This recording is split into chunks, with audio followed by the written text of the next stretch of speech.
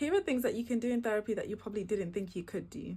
One, you can swear in therapy. You don't have to apologize for it. I see my clients apologizing a lot, but you're allowed to swear in therapy. There's absolutely nothing wrong with that, as long as you're not swearing at your therapist.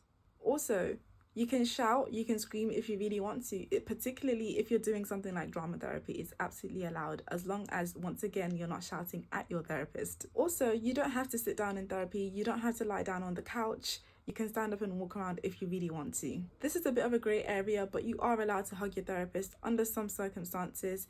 And don't be surprised if your therapist asks you why.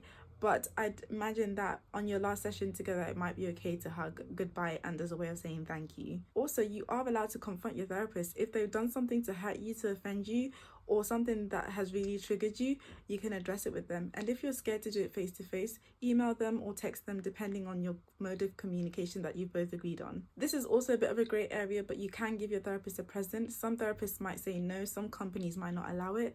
But if it's okay with your therapist, you might be allowed to gift them if you really want to. Another thing, you are allowed to find your therapist attractive if you think they are cute or you have a crush on them, you find them sexy, that's allowed. But what's not allowed is acting on that feeling.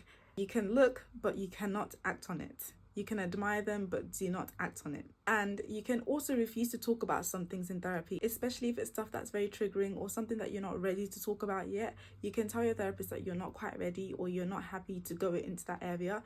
And if they're a good therapist, they will respect that.